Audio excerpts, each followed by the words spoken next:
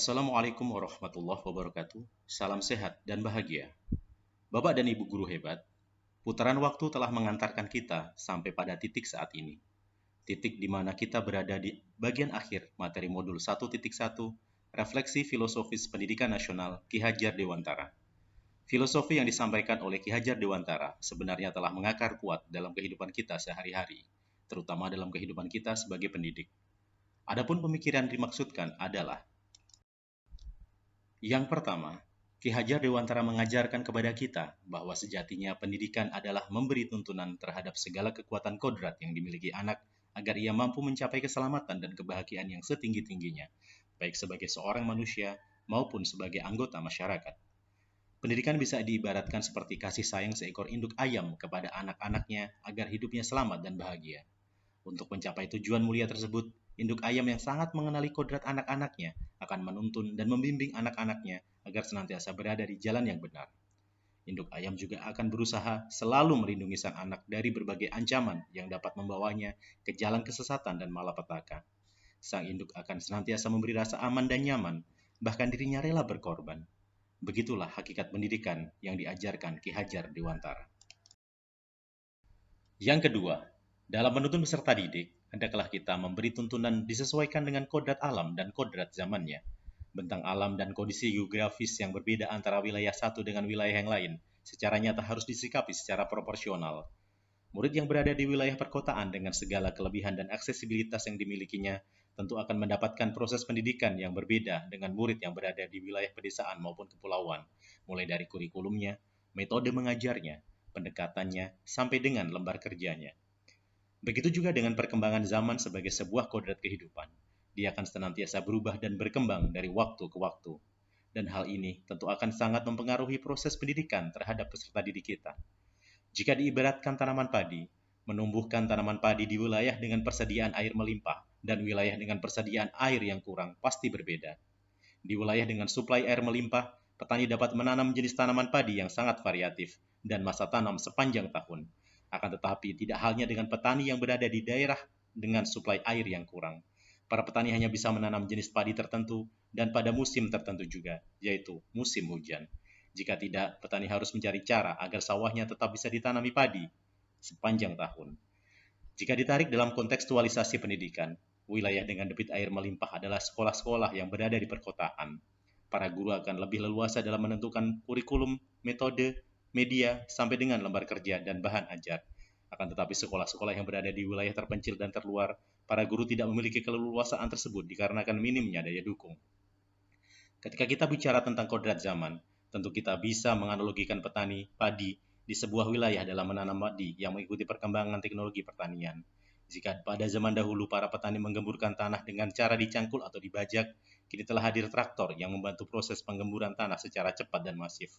Begitu juga dengan aspek penunjang lainnya seperti bibit, pupuk, dan metode penanaman. Semua seiring sejalan dengan perkembangan zaman dan teknologi. Yang ketiga, Ki Hajar Dewantara juga mengajarkan kepada kita untuk mengoptimalkan potensi diri sesuai dengan peran dan fungsi masing-masing. Beliau memberikan 3 semboyan dalam pendirian perguruan taman siswa, yaitu Ing Ngarso Sung Tulodo, Ing Madyo Mangunkarso, dan Tutpuri Handayani. Semboyan ini mengajarkan kepada kita agar kita senantiasa menjalankan peran dan fungsi kita secara optimal dalam posisi dimanapun kita berada. Ketika kita berposisi sebagai pemimpin, maka hendaklah kita memberi contoh dan suri tauladan. Ketika kita berposisi sebagai orang yang berada di tengah, maka hendaklah kita selalu membangun semangat. Dan ketika kita berada di posisi orang yang ada di belakang, maka hendaknya kita selalu memberi semangat dan dukungan tanpa batas. Jika diumpamakan dalam sebuah band di Indonesia, ketiga semboyan Ki Hajar Dewantara tersebut sangat relevan dengan situasi yang ada pada band Dewa 19. Semboyan Ing Ngarso Sung Tulodo sangat tepat disematkan pada sang leader, komposer, penyanyi, pencipta lagu, sekaligus presiden dari manajemen artis bernama Republik Cinta Manajemen, Ahmad Dhani. Dia selalu dijadikan contoh dan suri tauladan baik di dalam maupun di luar band.